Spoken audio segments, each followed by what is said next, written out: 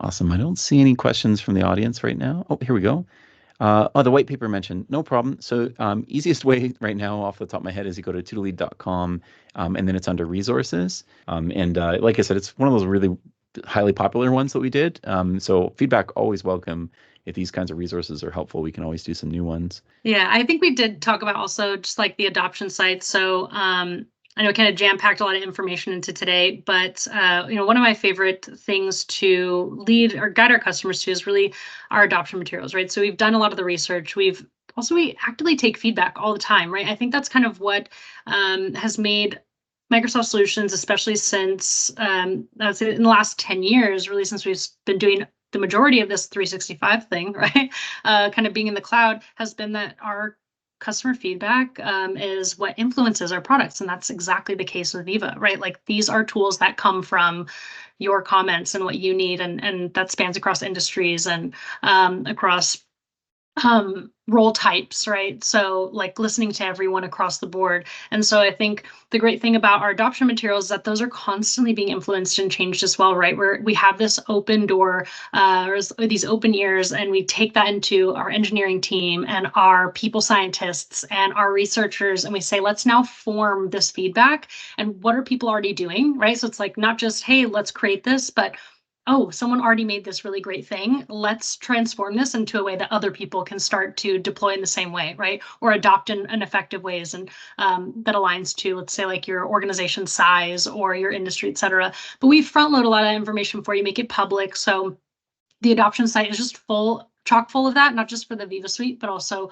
across our modern workplace and even Power Platform tools as well. And our entire Copilot for Microsoft 365 sort of adoption site materials are there. So highly recommend you visit that space as well. I think that's really going to take the next step for most people. And again, at every stage, right? So we've got training materials for end users, business materials for leaders to understand, and then even your IT and adoption teams can really be impacted by that content. So Yeah, definitely don't generate your own prompt libraries. Just use yeah. the very fast-moving Microsoft material. Yeah, absolutely.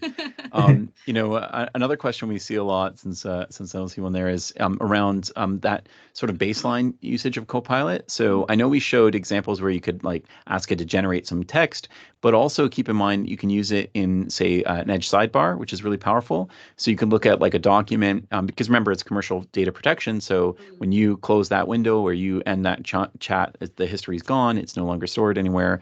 It can be a great way to summarize a document, which can help with different types of materials you're producing, or you can use it, as I mentioned, for images. So this is some examples I did recently last year where we were talking about, blog posts and other materials where they had an image, but maybe there's a better image. So this particular one was a very generic stock photo of an image of pumpkins, but actually it was about, how files are, secret files and all sorts of problems happen when you, your work, workplace. And so the horror story is more about files in the comms world. And so this image that was generated is probably a bit more applicable. Or in this example, there is no image, it's about a training or something we have coming up and you're doing some messaging for it. So you can use AI to generate an image that matches your colors and your style and other things like that. And then that becomes really useful for that particular use case. So there's a lot of opportunity using these tools to support, everything from prompting and analyzing documents to things like that. So I just wanted to highlight those because I know that those come up quite a bit as another common ask is like, how else can we use, Amplify? We mentioned Amplify earlier. How else can I use these tools? Well, create images, create text, create, versions of content. Look at the content you're amplifying and say, can we summarize it for different audiences? Like if it's very technical, explain it like I'm 5 or things like that. Yeah. There's something else I completely forgot to say during kind of going through that Copilot core area, right? So like what that Copilot in Bing, right? So what you get out of the box, and it's that I often use Copilot to get better at using Copilot. So we tell a lot of folks, James and I have been using Copilot for Microsoft 365 for about, I don't know, since about July last year, I believe, June or July. Yeah. But throughout that time, not everybody has a peer sitting next to them with the same role functions and is doing the same thing. That is part of our sort of adoption advice is to say, hey, number one, get this to teams that collaborate together so that they're actually influencing each other's prompts and learning and knowledge sharing. That absolutely speeds things up. But the thing that's great is that I can also go to Copilot, and again, I have the safety of feeling like I'm not concerned about what I put in here, and so I'll use it to build prompts for other Copilot engines or generative AI engines. So I'll say, I'll go to Copilot and I'll say, help me write a prompt in Copilot for Word, or Copilot in Word to do this. Right. And I will then explain what I want. And I love that, Richard, you brought up sort of the prompt ingredients there as well. Right. So it says something like, tell it your goal. Right. So something like create a table, or add, what's the format? What are you looking for it to be in? Right. Create an executive summary. Right. And then it would be the why. So you need to tell it what it's for. Because if you think about this from the lens of it being generative AI, how you would talk to a person is, I wouldn't tell James, oh, just create an executive summary about what, for what, who's this, who's the audience, right? And so I think the key piece is your ability to say, okay, create this executive summary for my my marketing team to brief about this campaign. And then you can do things like source content from your existing campaign, right? Maybe you've already got a few people who've put ideas into a Word document or created a presentation already, but now you want to summarize that further. Now maybe you've done the presentation, your team's on board, your executives are like, yep, this is great. Now push that out. How do you take all that effort, all that research, and go, cool, now let's go into something like Copilot for Microsoft 365 and transform it, or go into Copilot right here in your browser and say, take the outline from this and build out, an email for me, and structure this to be seen by everyone in my company, not just financial or not just legal or not just HR, right? And so just think about, I think it's not learning how to talk to technology. It's realizing actually that there's so much power in the nuance and the language that we use today, and that just the same detail or the same way you would talk to a person, that's how you're going to talk to generative AI. And I use I got one analogy recently. In fact, I asked Copilot for this, and I think I told Richard already, but I asked Copilot, give me an analogy between what like natural language processing is and why like generative AI is so powerful. It's like, what is it that makes it just that powerful? Like, why ChatGPT and why not? I talk to Google search engine, I talk to Bing search engine all the time, right? I just type in my questions. It does a pretty good job of keyword finding. But generative AI takes that next step, I think, where I can go to any textbook, right? I can go and buy an English textbook and I can learn the language, right? Let's say it's a dictionary. It's a 101, and I learn how to speak English. Okay, I can walk right up to Richard and I can say, "Hi, Richard, how are you?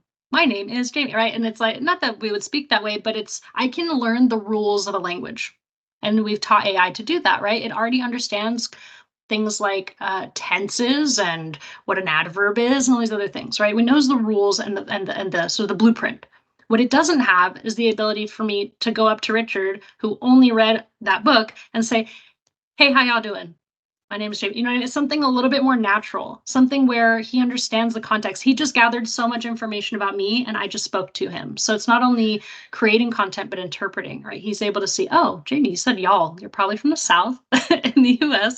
So like certain things about the context of language and then interpretation. And we are seeing, I'll hint at some stuff. So the one thing that we're seeing is it's really easy to change the tone. So let's say you're presenting on the behalf of an executive, you're writing on behalf of them. You can actually say, here's kind of some of their content, because remember the way the conversation flow works is you start your thread and then you continue it. So you can say contextually, here's who the person is, here's what their writing looks like, make it sound like this, stylistically.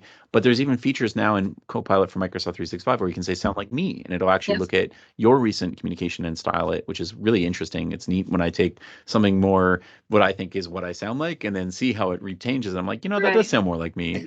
And then similarly, this is also transitioning. Right now, we all talk about LLMs and large language models, but it's really important to understand 2024 is not about language anymore. It's about multimodal.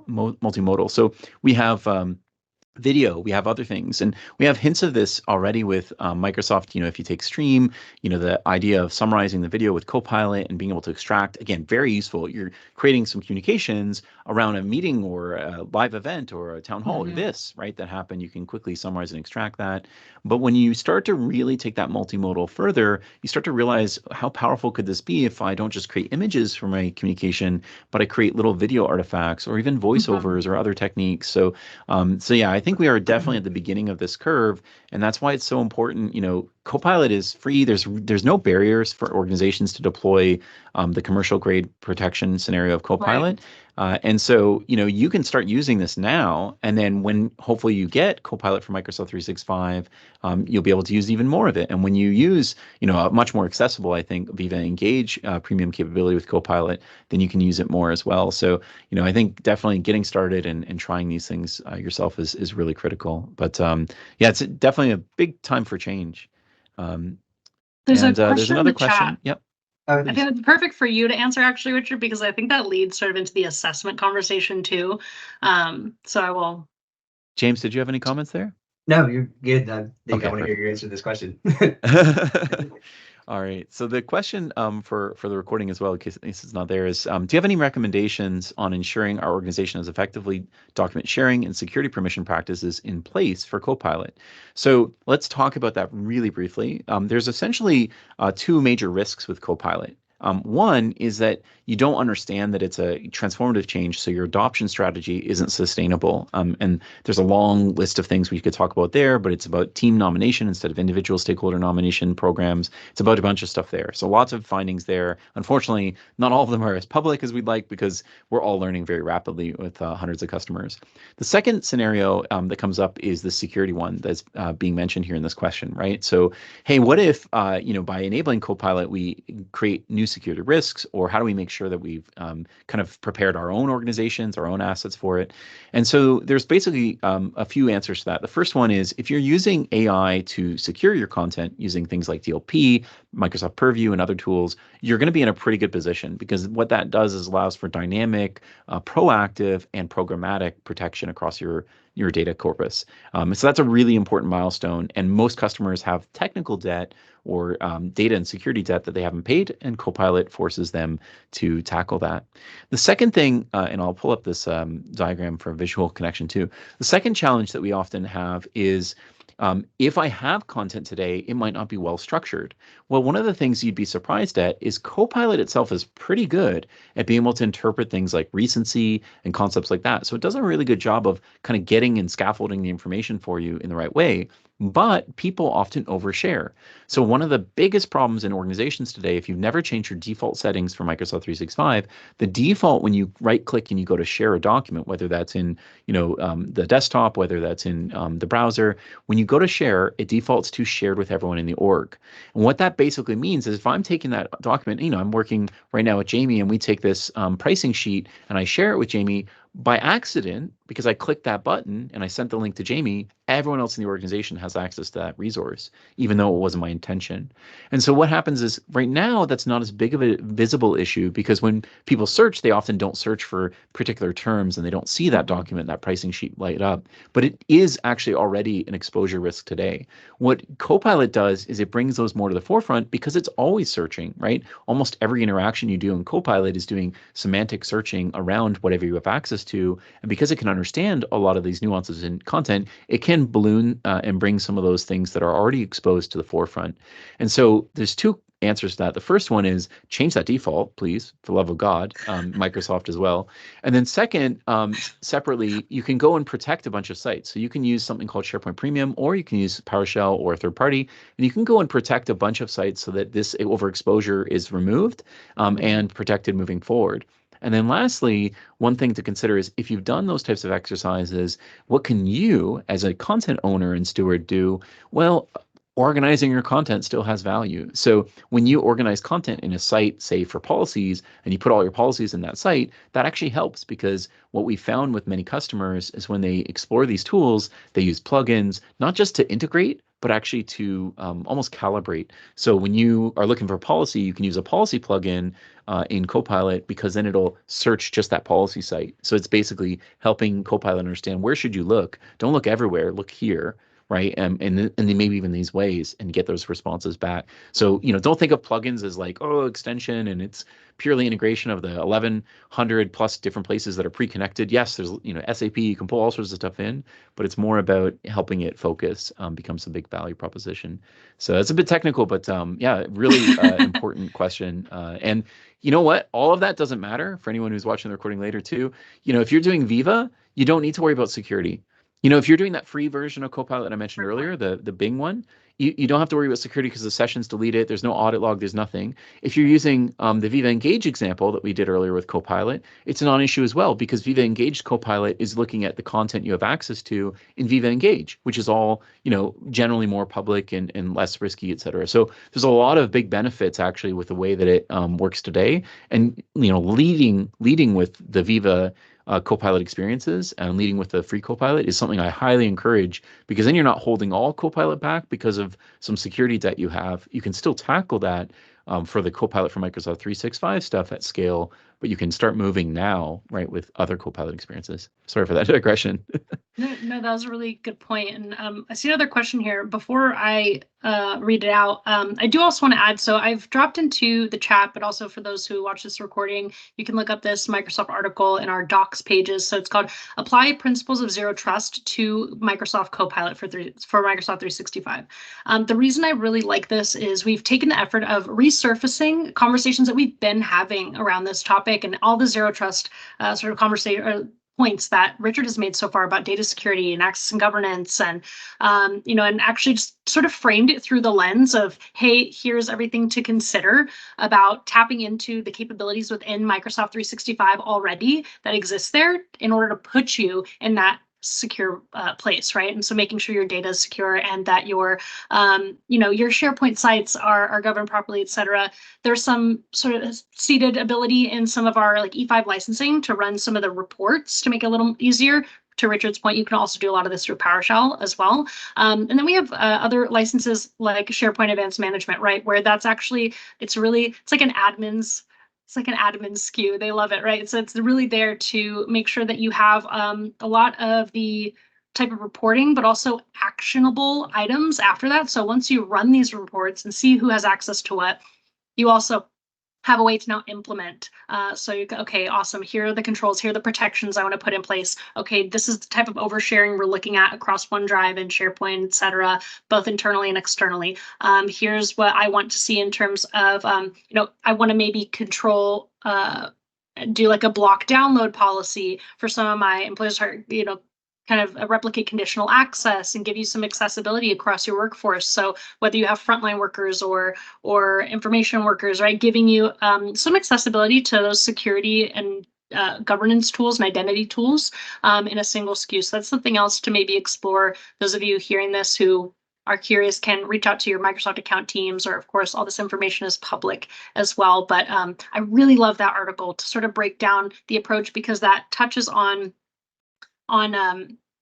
not just data governance and talking about things like DLP and sensitivity labeling, et cetera, but it even approaches things like how you're looking at your device management, right? How are you leveraging things like Intune and Entra for your identity management to take that initial layer, right? Because identity comes first when we think about the principles of zero trust, right? So I think that that's a really nice way to walk through. And then, of course, we also have things like the setup guides, right? So I know Tutelite has, Richard and Tule have tons of resources and have done this before, for a long time. They're very, very effective partners. But there's also tools right within your admin center, right? So things like our setup guides, how we're building out these tools for you to actually effectively deploy these services. Copilot for Microsoft 365 being one, where it walks you through the essential breakdown of that article, but actually assists you in sort of guiding, hey, are you meeting all these steps? So that by the time you're ready to deploy and do that sort of plug and play, like I said, and assign those licenses, you feel confident, but you actually know with confidence that everything is where it should be, right? So anyway, I'll end there. But I agree. Yeah, inheriting like your security and compliance estate is what it does. So you gotta you got to have those things in play. I will say every customer is unique, and this is one of those spaces that does evolve. So please, take those standard pilots and approaches and adjust them for your own organization, because that is definitely something you need to do. Like, don't try and bite off too much if your IT team can't support it, things like that, because you really want Copilot to be successful, and whatever that is, right? Whether it's a more streamlined, smaller scale rollout, but enabling these things now is really critical. So we got to find the fastest way to responsibly do that for most organizations. And it's because of that competitive advantage, right? You just can't ignore it. That's awesome. Well, if there's no other questions, I think this is the perfect time to wrap up. Again, really appreciate everyone's time and energy.